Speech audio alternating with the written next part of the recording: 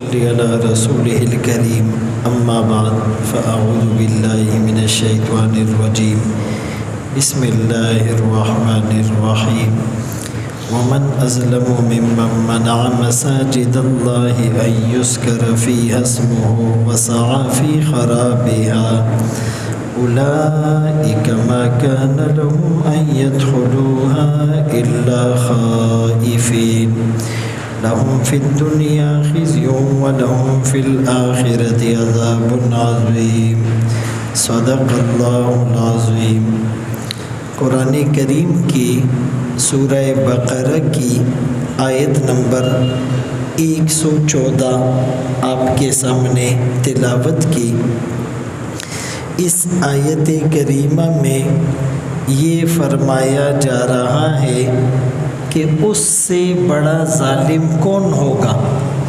یہ استفہام انکاری ہے، اس کا مطلب کہ سب سے بڑا ظالم یہ کون؟ منع مساجد اللہ، جو روکے اللہ کی مسجد سے، جو روکے اللہ کے گھر سے، ایذکر فیہا، کہ اس میں لیا جائے اسمہ، اللہ کا نام، وسعی فی خرابہا، اور کوشش کرے اس کو ویران کرنے میں، اس کو اجاڑنے میں، اس کو خراب کرنے میں۔ دیکھیں مفسرین نے لکھا کہ اس سے مراد نصارہ ہے، عیسائی، کہ جنہوں نے بیت المقدس سے یہودیوں کو روکا تھا اور بیت المقدس میں گندگی اور کچرا ڈالا تھا۔ دوسرا قول یہ ہے کہ اس سے مراد بخت نصر، جو ایک بادشاہ تھا جس نے بیت المقدس پر حملہ کر کے اسے ویران کیا اور اس میں مردار اور ناپاک چیزیں ڈال دی۔ تیسرا قول کہ اس سے مراد مشرکین ہیں جنہوں نے حدیبیہ کے موقع پر رسول اللہ صلی اللہ علیہ وسلم اور تقریباً 1400 صحابہ کو عمرہ کرنے سے بیت اللہ میں داخل ہونے سے روک دیا تھا۔ حالانکہ بیت اللہ کے بارے میں اصول یہ تھا کہ یہاں پر باپ کا دشمن بھی سامنے آ جائے تو بدلہ نہیں لینا، لیکن انہوں نے الٹ کیا، کہنے لگے کہ ان مسلمانوں نے جنگ بدر میں، احد میں ہمارے آباء و اجداد کو قتل کیا تھا، تو ہم انہیں بیت اللہ میں داخل ہونے نہیں دیں گے۔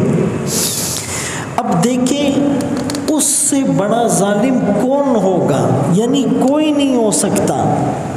قتل کرنا ظلم ہے، رشوت لینا ظلم ہے، سود کا لین دین کرنا ظلم ہے، زنا کرنا ظلم ہے، غیبت کرنا ظلم ہے، غصب کرنا ظلم ہے، کسی کو بے عزت کرنا ظلم ہے، تھپڑ مارنا ظلم ہے، قبضہ کرنا ظلم ہے، جھوٹ بولنا ظلم ہے، لیکن سب سے بڑا ظلم اللہ کے گھر سے لوگوں کو روکا جائے۔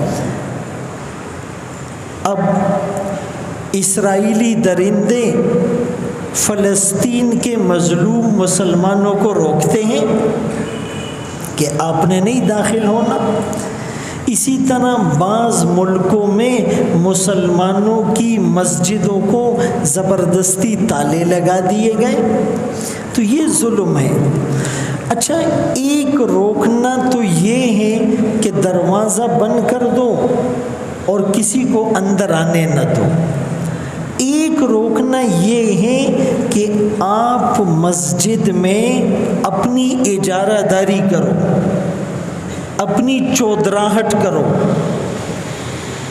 اور لوگوں کو تنگ کرو، یا دنیاوی باتیں زور زور سے کرو، کوئی تلاوت نہیں کر سکتا، کوئی دعا نہیں مانگ سکتا، کوئی نماز خشوع اور خضوع سے نہیں پڑھ سکتا، کوئی ذکر استحضار اور دھیان سے نہیں کر سکتا، کوئی دین کی بات نہیں کر سکتا، آپ کے عمل سے گویا آپ اس کو مسجد سے روک رہے ہو.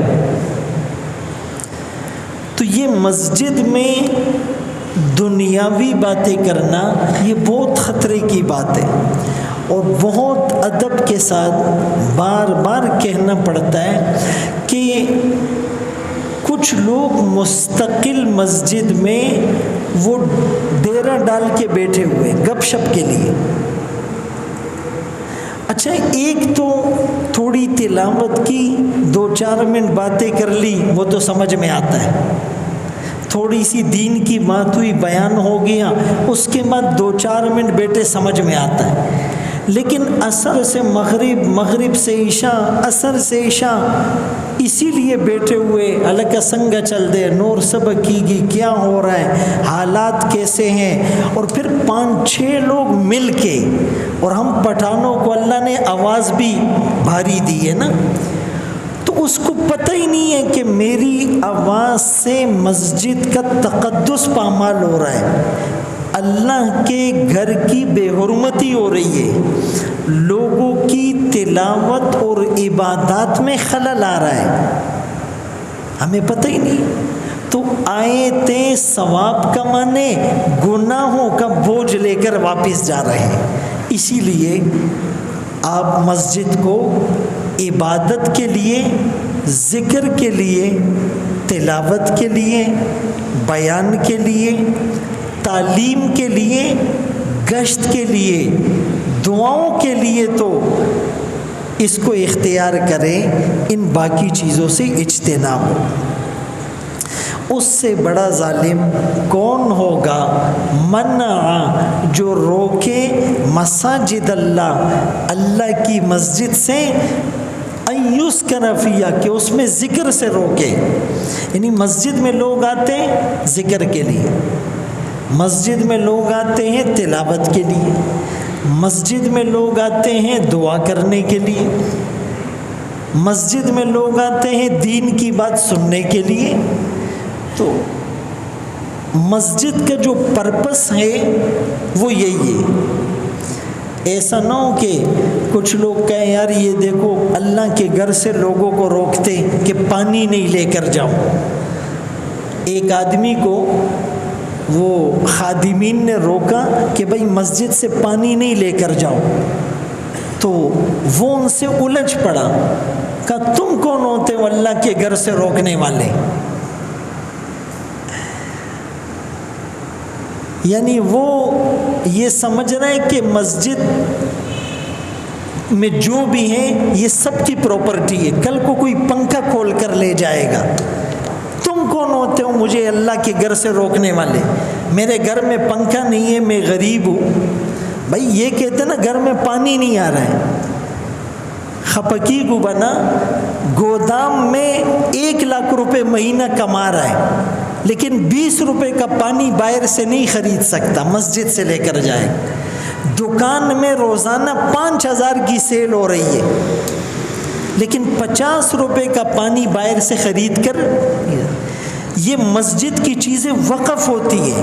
ایک آدمی کہنا نا میرے گھر میں پانی نہیں آ رہا، مجبوری میں لے کے جا رہا ہوں. کل کوئی بولے گا میرے گھر میں پنکھا نہیں ہے، پنکھا اتار کر لے جا رہا ہوں. لائٹ خراب ہو گئی ہے، لائٹ اتار کر لے جا رہا ہوں. لوٹے نہیں ہے، لوٹا لے جا رہا ہوں.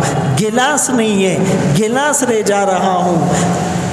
کرسی نہیں ہے، کرسی لے جا رہا ہوں. جائے نماز نہیں ہے، جائے نماز لے جا رہا ہوں. قالین نہیں ہے، قالین لے جا رہا ہوں.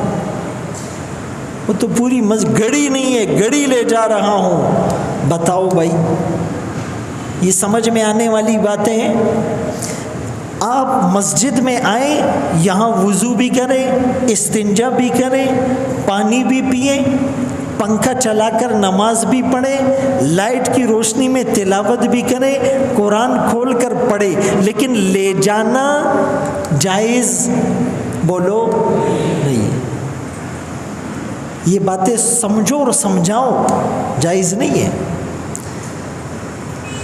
अल्लाह अकबर कबीरा। और ठंडे पानी के लिए कूलर लाते, ठंडा पानी भर के लेके जाते। अब आप बताओ, जब 100 घर वाले कूलर भर कर ले जाएंगे तो पानी कम होगा या नहीं?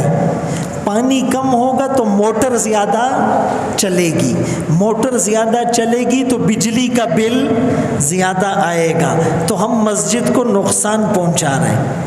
होना तो ये चाहिए था कि जिसके घर में ज़्यादा पानी हो, एक भरी हुई बाल्टी लाकर मस्जिद के टैंक में डालो। अगर ऐसा नहीं कर सकते हो तो उल्टा काम तो नहीं करो।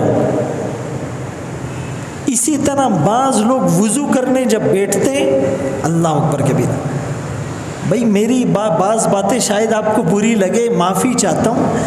अपने घर में वो इतना पानी नहीं गिरा सकता, उसको पता है बिल्डिंग वाले एतराज़ करेंगे।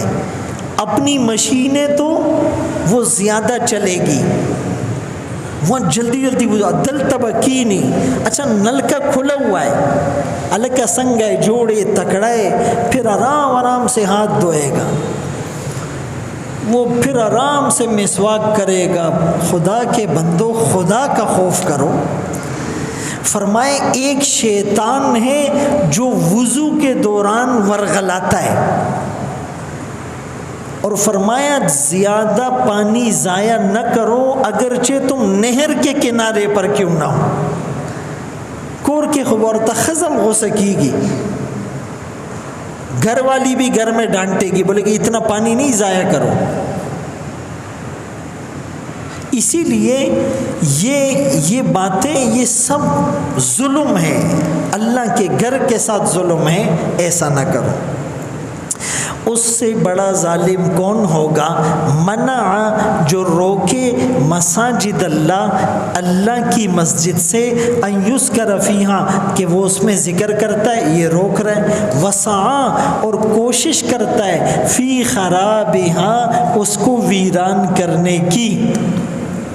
उलाइका, यही लोग हैं, मा कान लहुम, कि इन यहूदियों को, ईसाइयों को, मुशरिकीन को, मा कान लहुम, नहीं है इनको हक अन यदखुलूहा, कि ये अल्लाह के घर में आए, इल्ला खाइफीन, मगर डरते हुए।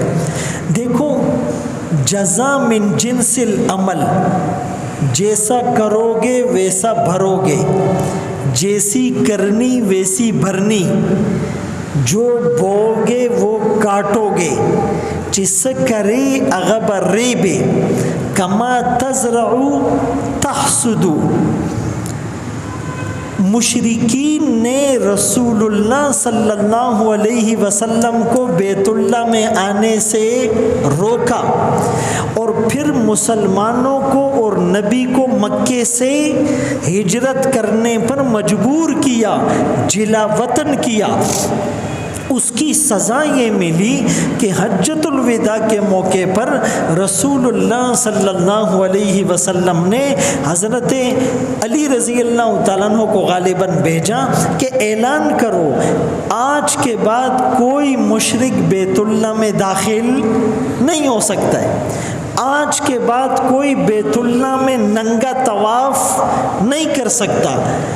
आज के बाद बैतुल्लाह में किसी को बुत लाने की इजाज़त नहीं है। 360 बुतों को जा अल हक़ व ज़हक़ अल बातिल कहकर आपने तोड़ दिया और निकाल दिया। मस्जिद के रूल्स है, मस्जिद का एक निज़ाम होता है। मस्जिद की एक एक चीज़ की हिफाजत हमारी जिम्मेदारी है। तो आपने ये ऐलान फरमाया था, اور فرمایا جو مسجدوں سے اللہ کے راستے سے روکتا ہے ان کو اللہ عذاب دے گا.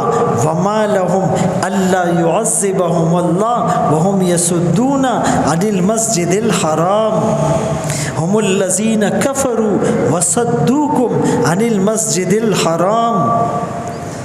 اور پھر آپ نے فرمایا ان یہودیوں کو، ان عیسائیوں کو، ان مشرکین کو جزیرہ عرب سے نکال دو. انہوں نے آقا کو صرف مکے سے اور بیت اللہ سے بے دخل کیا. ان کی سزا یہ کہ پہلے ان کو بیت اللہ سے نکالا، پھر ان کو مدینے سے نکالا، پھر ان کو خیبر سے نکالا. پھر حکم تھا کہ جزیرہ عرب کی حدود میں کوئی یہودی، کوئی عیسائی اور کوئی مشرک نہ رہے. اور الحمدللہ اب نہیں ہے. اخرج الیہود والنصارى من جزیرۃ العرب ومن ازلم، اس سے بڑا ظالم کون؟ یعنی کوئی نہیں، یہی بڑا ظالم ہے. منع مساجد اللہ، جو روکے اللہ کی مسجدوں سے، ایذکر فیہا، کہ اس میں ذکر ہو، اس میں نام لیا جائے. کس کا؟ اسمہ اللہ کا. وَأَنَّ الْمَسَاجِدَ لِلَّهِ فَلَا تَدْعُوا مَعَ اللَّهِ أَحَدًا وَسَعَى، اور جو کوشش کرتا ہے فی خرابها، مسجد کو ویران اور خراب کرنے کی. اولئک، یہی لوگ ہیں، ما کان لہم، نہیں پہنچتا ان کو حق، ان يدخلوها، کہ یہ مسجد میں داخل ہو، الا خائفین، مگر ڈرتے ہوئے کہ کئی مسلمان ہماری گردن نہ اتار دے، کئی مسلمان ہم پہ ٹیکس نہ لگا لے.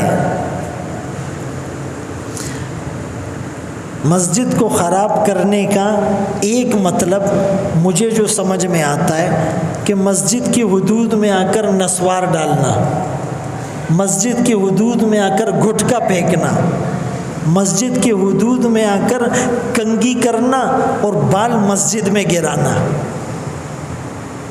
یا جان بوجھ کر اپنی عادت بنانا گندے کپڑوں میں مسجد میں آ کر نماز پڑھنا.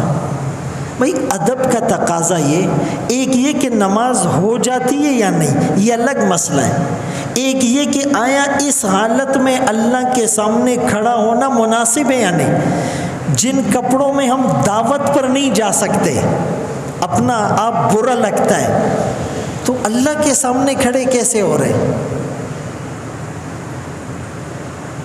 یہ ایک نکتہ ہے. اسی لیے ہم جب کسی کے پاس جاتے ہیں تو اس گیٹ اپ میں جاتے ہیں جو اس کو پسند آئے. ایسا ہی ہے نا، اس کی خوشی کے لیے ان کی طرح کا لباس پہنتے ہیں، تو پھر اللہ کی خوشی کے لیے ویسا لباس پہنے جو اللہ کو پسند ہے. جو لوگ مسجدوں سے روکتے ہیں، مسجدوں کو خراب کرتے ہیں، لہم فی الدنیا، ان کے لیے دنیا میں خزی، رسوائی ہے، وَلَهُمْ فِي الْآخِرَةِ، اور ان کے لیے آخرت میں بھی عذاب عظیم، بڑا عذاب ہے. اسی لیے رسول اللہ صلی اللہ علیہ وسلم نے یہ دعا سکھلائی، اس کو ہر مسلمان پڑھے. اللہم احسن عاقبتنا فی الامور کلہا، اے اللہ دنیا کے سارے معاملات اچھے کر دے. وَأَجِرْنَا مِنْ خِزْيِ الدُّنْيَا وَعَذَابِ الْآخِرَةِ، دنیا اور آخرت دونوں کی رسوائیوں سے ہمیں بچا. اللہ ہم سب کو ان باتوں پر عمل کی توفیق نصیب فرمائے. وآخر دعوانا ان الحمد للہ رب العالمین. یا حی یا قیوم برحمتک استغیث اصلح لی شأنی کلہ ولا تکلنی الی نفسی طرفۃ عین. رب اغفر وارحم انت خیر الراحمین. رب اغفر وارحم انک انت الاعز الاکرم. وصلی اللہ تعالی علی خیر خلق محمد و آلہ و اصحابہ اجمعین برحمتک یا رحمۃ.